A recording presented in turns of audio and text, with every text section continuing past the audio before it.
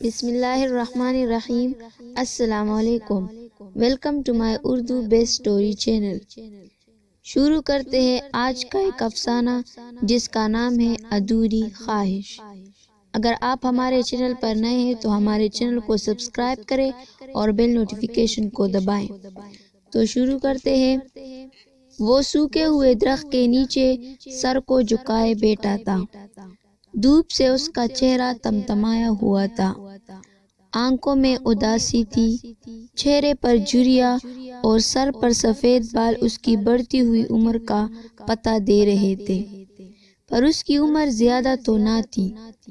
گندم کی چکی کی طرح حالات کی چکی نے اسے پیس کر رکھ دیا تھا۔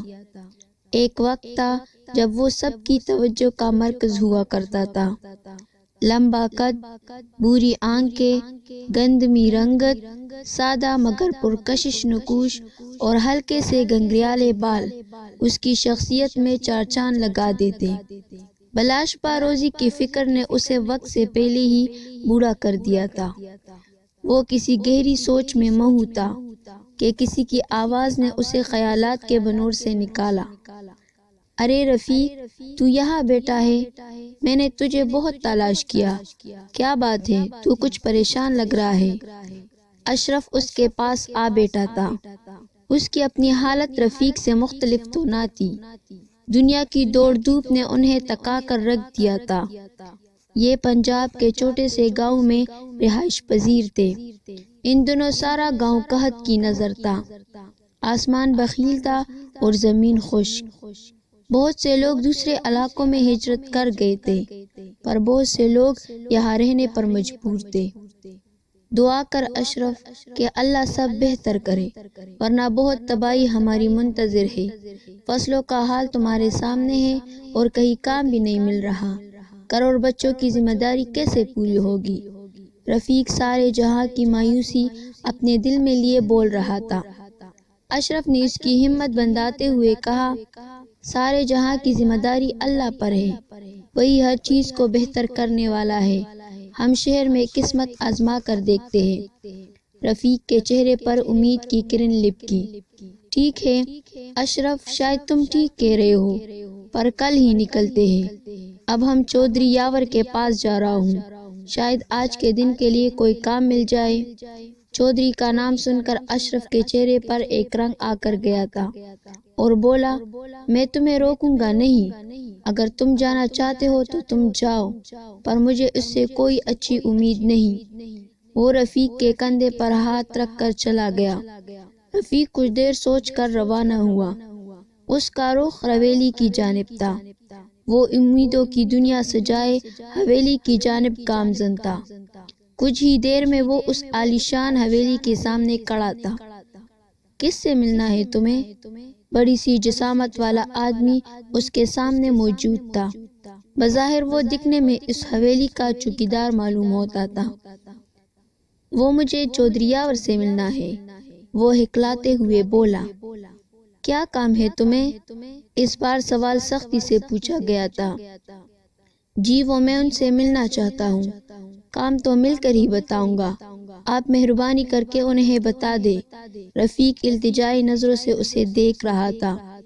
ٹھیک ہے تم یہاں انتظار کرو، میں ابھی اجازت لے کر آتا ہوں۔ کچھ ہی دیر بعد وہ گیٹ پر نمودار ہو چکا تھا۔ تم اندر آ جاؤ، صاحب جانے سے پہلے تم سے مل کر جائیں گے۔ وہ بڑا سا گیٹ کھول چکا تھا۔ وہ عالیشان حویلی اس کے سامنے تھی، جسے دیکھ کر محل سا گمان ہوتا تھا۔ وہ باغ میں بیٹھا تھا۔ وہاں بہت سے پودے مرجھا چکے تھے، پر کچھ ابھی ہرے تھے۔ باغ سے گزر کر عالیشان حویلی شروع ہوتی تھی۔ تیز دھوپ کا غسل کر کے اس حویلی کا سفید ماربل سنہرا ہو گیا تھا۔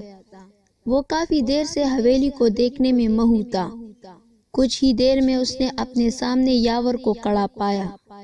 وہ دراز قد شخص، سفید شلوار قمیض میں ملبوس، سر پر پگڑی رکھے کچھ کاغذات ہاتھ میں لیے کھڑا تھا۔ چہرے پر رعب اور اکتاہٹ کے آثار تھے۔ ہاں بھائی رفیق، کیا بات ہے؟ آج یہاں کیسے نکل آئے؟ کام تھا کوئی؟ وہ اپنی گرجدار آواز میں اس سے مخاطب تھا۔ شفیق اس کے سامنے تھوڑا سا جھک کر کھڑا تھا۔ جی وہ آپ جانتے تو ہے گاؤں کے حالات، کوئی آمدنی کا ذریعہ نہیں ہے اور ذخیرہ اندوزی کرنے والوں نے تو قیمتوں کو آسمان پر پہنچا دیا ہے۔ دوسرے گاؤں میں تو میرا کوئی بھی نہیں ہے، ورنہ میں کب کا یہاں سے نکل چکا ہوتا۔ اگر آپ کچھ مدد کر دیتے۔ اس نے اپنی آواز ادھوری چھوڑ دی۔ وہ دراز قامت شخص اپنا گلا صاف کر کے بولا، دیکھ رفیق، میں بھی مجبور ہوں۔ آج کل میرے اپنے حالات بہت برے چل رہے ہیں۔ میں نے کچھ عرصہ پہلے ہی اپنے ملازمین فارغ کیے ہیں۔ میں تیری زیادہ مدد نہیں کر سکتا، ابھی کے لیے یہ کچھ پیسے رکھ لے۔ وہ چند ہزار روپے اس حالات کے مارے نے رکھ تو لیے تھے، مگر جس شکستہ دل سے رکھے تھے یہ تو وہی جانتا تھا۔ چودھری یاور اپنے برے حالات کی روداد سنا کر اپنی لینڈ کروزر میں رفیق کے چہرے پر دھول اڑاتا ہوا چلا گیا۔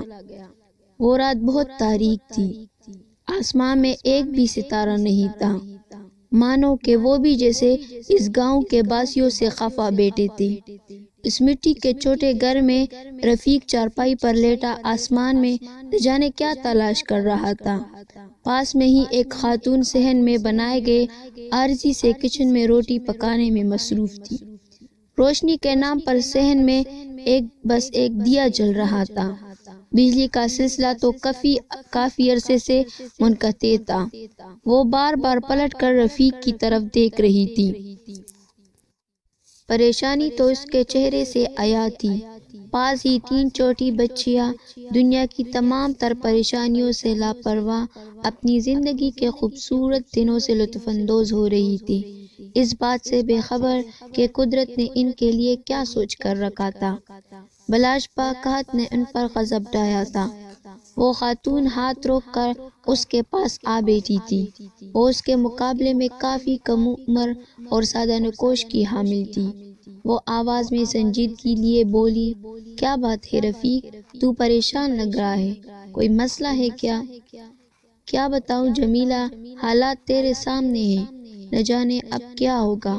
میں تو بہت پریشان ہوں، شہر جانا ہوگا ورنہ فاقوں کی نوبت آ جائے گی۔ میری تو بس چھوٹی سی خواہش ہے کہ میری بیٹیاں پڑھ لکھ جائے اور اچھا مستقبل پائے، پر یہاں ممکن نہیں۔ ہمارے گاؤں میں تو کوئی بھی اسکول نہیں ہے، سب کیسے ہوگا؟ اب تو شہر جا کر ہی کچھ کرنا ہوگا۔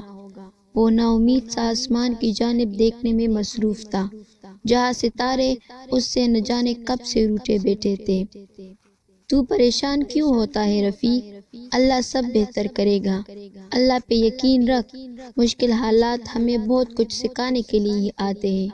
کوئی بھی کام اللہ کی حکمت کے بغیر نہیں ہوتا، وہی بگڑے کام سنوارتا ہے۔ بے شک، رفیق نے جمیلہ کی بات کی تصدیق کی تھی۔ رفیق، میں تجھ سے کچھ پوچھنا چاہتی ہوں، تو یہ گندم کہاں سے لایا ہے؟ تیرے پاس پیسے کہاں سے آئے؟ مجھے ڈر لگ رہا ہے کہیں تو نے کوئی غلط کام تو نہیں کیا۔ وہ اضطراب کسی کیفیت میں پوچھ رہی تھی۔ رفیق اس کی یہ بات سن کر اپنی نشست سے اٹھ کھڑا ہوا۔ تم یہ کیسی باتیں کر رہی ہو؟ میری تربیت ایسی نہیں کی گئی ہے کہ اپنی اولاد کو حرام کے لقمے پر پروان چڑھاؤں۔ میں آج چودھری یاور سے کام کے سلسلے میں ملا تھا۔ اس کے پاس کام تو نہیں تھا، مگر اس نے مجھے کچھ رقم دی تھی۔ جمیلہ کی حیرت میں اضافہ ہوا تھا۔ یہ تو کیا بول رہا ہے رفیق؟ تجھے شرم آنی چاہیے، تو نے اللہ کے سامنے ہاتھ کیوں نہ پھیلائے؟ کیوں تو نے ایک مٹی کے بت کے سامنے ہاتھ پھیلائے؟ تجھے وہ کیوں نظر نہ آیا؟ آخر کتنے پیسے دیے اس نے تجھے؟ جمیلہ بہت غصے میں اس سے مخاطب تھی۔ 2000 روپے، رفیق بولتے ہوئے ہکلایا تھا۔ وہ بےشمانی کی کیفیت میں بولا تھا۔ وہ تو بس میری مدد کرنا چاہتا تھا، مگر اس کے حالات اچھے نہ تھے۔ وہ اپنی ندامت چھپاتے ہوئے بولا تھا۔ جمیلہ اس کے سامنے جا کھڑی ہوئی تھی۔ دیکھ رفیق، اگر ان امراء میں مدد کرنے کی طاقت ہوئی بھی تو یہ تیری مدد کیوں کرنے لگے؟ یہ نظام تو ان لوگوں کا ہی تخلیق شدہ ہے۔ اگر ہم لوگ بھی ان کے برابر آ گئے تو ان کے جوتے کون صاف کرے گا؟ ان کے آگے سر کون جھکائے گا؟ سدا افسوس کہ ان لوگوں کو اپنی محلوں کی اونچی دیواروں کے سبب غریبوں کی جھونپڑیاں نظر نہیں آتی۔ جب تو صبح گھر سے گیا تھا تو میں کافی پریشان تھی۔ اسی دوران مجھے صندوق کی صفائی کرتے ہوئے 3000 روپے ملے۔ بلاشبہ میں یہ رقم کہیں رکھ کر بھول گئی تھی۔ میں نے اللہ سے مانگا تو اس نے دگنا عطا کیا۔ دیکھ رفیق، ہم کوئی بھکاری نہیں، یہ تو بس اللہ کی کوئی آزمائش ہے۔ میرا مقصد تمہیں شرمندہ کرنا نہیں ہے۔ وہ اس کے کندھے پر ہاتھ رکھتے ہوئے بولی، میری دعا ہے کہ اللہ تجھے شہر میں کامیابی سے نوازے۔ آہستہ آہستہ چاند نے تاریکی کو پیچھے ہٹا کر آسمان میں اپنی جگہ بنا لی تھی۔ اب صحن میں اجالا پھیل چکا تھا۔ اس رات ان سب پریشانیوں کو بھلا کر پرسکون ہو کر کھانا کھایا تھا، اس بات سے بے خبر کہ اب آنے والے دنوں میں ایک اذیت ان کی منتظر تھی۔ اگلے دن وہ نکلنے کے لیے تیار تھے۔ کیوں نہ نماز ادا کر نکلا جائے؟ اشرف نے سر پر ٹوپی درست کرتے ہوئے کہا تھا۔ رفیق نے بھی کافی عرصے سے مسجد کا رخ نہ کیا تھا۔ آج وہ اشرف کے کہنے پر آیا تھا۔ نمازیوں کی تعداد کم تھی، بہت سے لوگ گاؤں سے جا چکے تھے۔ مولوی صاحب باقی نمازیوں کے ساتھ بیٹھے کسی کا انتظار کر رہے تھے۔ جمعہ کا وقت ہو چکا تھا، مگر نہ جانے کس کا انتظار کیا جا رہا تھا۔ انہی دیر ہو رہی تھی مگر وہ وہی بیٹھ گئے۔ اسی دوران ایک شخص اندر داخل ہوا تھا۔ سب لوگ اس کے ارد گرد جمع ہو چکے تھے۔ رفیق کو اسے پہچاننے میں دیر نہ لگی تھی۔ وہ چودھری یاور تھا اور ان سب کی باتیں سن سکتا تھا۔ اس نے مولوی صاحب کو کہتے سنا، جی میں نے ابھی تک جماعت بھی شروع نہیں کی، آپ کے بغیر کیسے کر سکتا تھا؟ یاور خوشی سے اس کے کندھے پر ہاتھ رکھ کر کچھ کہہ رہا تھا، مگر رفیق اس کی بات سن نہیں رہا تھا۔ اس کے کانوں میں تو بس جمیلہ کی آواز گونج رہی تھی کہ اگر ہم ان کے برابر آ گئے تو ان کے آگے کون سر تسلیم خم کرے گا۔ کچھ دیر وہ وہی بیٹھے رہے تھے اور حیرانی سے اس ساری صورتحال کا جائزہ لے رہے تھے۔ نماز ادا کرنے کے بعد وہ سب کو خیر آباد بول کر اپنی منزل کی طرف گامزن ہو گئے۔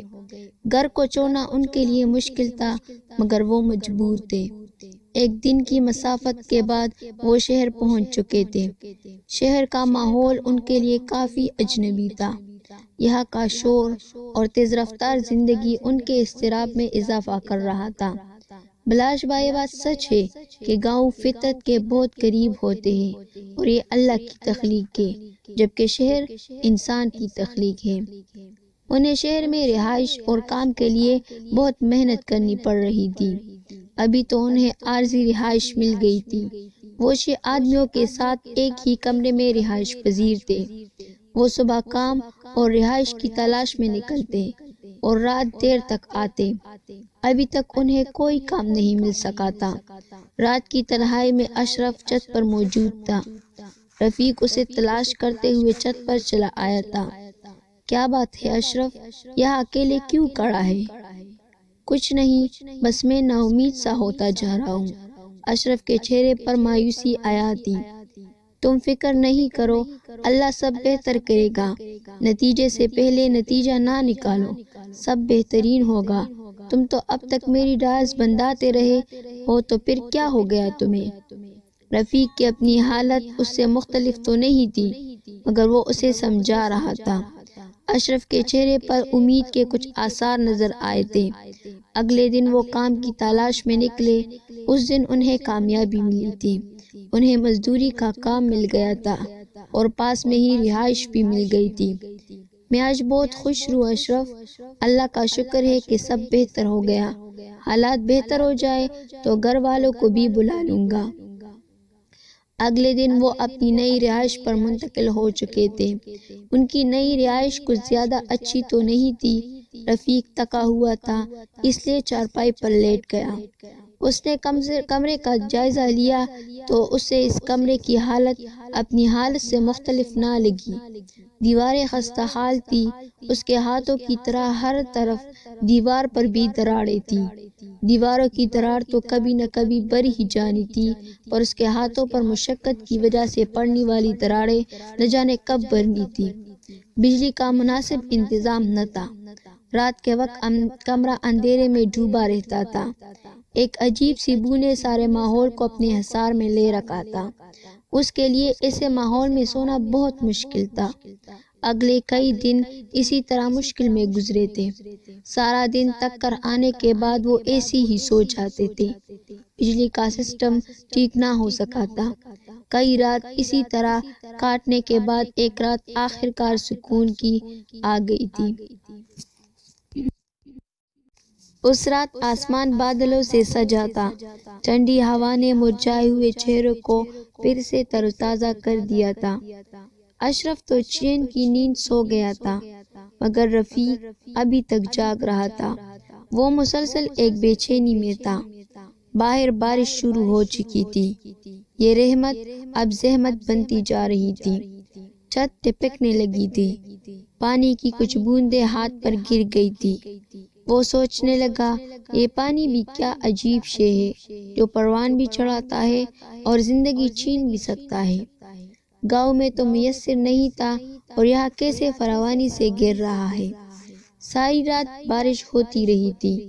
ہر جگہ پانی ہی پانی تھا۔ صبح 5 بجے کے قریب اس علاقے میں دھماکے کی آواز سنی گئی تھی۔ کچھ ہی دیر میں ایمبولینسز اور پولیس کی گاڑیوں نے اس علاقے کو رونق بخش دی تھی۔ ایک صحافی گلا پاڑ کر عوام کو بتانے میں مصروف تھی کہ کس طرح ایک خستہ حال عمارت زمین بوس ہو چکی تھی۔ آخر ذمہ دار کون ہے؟ حکومتی ادارے یا عمارت کا وہ مالک جس نے عمارت کی تعمیر نو کے لیے کوئی اقدام نہیں کیا تھا؟ مرنے والوں کے لواحقین ہسپتال آ چکے تھے۔ انہی کے ساتھ جمیلہ بھی آئی تھی۔ سوجی ہوئی آنکھیں، چہرے اور کپڑوں کی بری حالت سے کوئی بھی اس کی کیفیت کا اندازہ لگا سکتا تھا۔ اس نے ہسپتال ہر جگہ تلاش کیا تھا، مگر وہ زخمی افراد میں نہیں تھا۔ اشرف اور رفیق دونوں کا ہی یہاں کوئی نام و نشان نہ تھا۔ مرنے والوں کو مردہ خانے منتقل کیا جا چکا تھا۔ اس نے اپنے قدم مردہ خانے کی جانب بڑھا دیے تھے۔ اسے اپنے قدم منجمد ہوتے ہوئے محسوس ہو رہے تھے۔ اسے عجیب سی وحشت محسوس ہو رہی تھی۔ وہ خواب دیکھنے والی آنکھیں بند ہو چکی تھی۔ زندگی بعض اوقات ایسے مقام پر لے آتی ہے کہ انسان خود کو خلا میں معلق محسوس کرتا ہے۔ زندگی تو جیسے ایک مقام پر آ کر رک جاتی ہے۔ آگے کچھ بھی نظر نہیں آتا، جیسے سب ختم ہو چکا ہو۔ اس کے کانوں میں بس ایک ہی آواز گونج رہی تھی، بس میری اتنی سی خواہش ہے کہ میری بیٹیوں کو اچھا مستقبل ملے۔ میں انہیں کامیاب دیکھنا چاہتا ہوں، بس میری اتنی سی خواہش ہے۔ زندگی میں ہماری ہر خواہش پوری نہیں ہو پاتی۔ ہماری بہت سی خواہشات ہمارے ساتھ قبر میں جاتی ہیں۔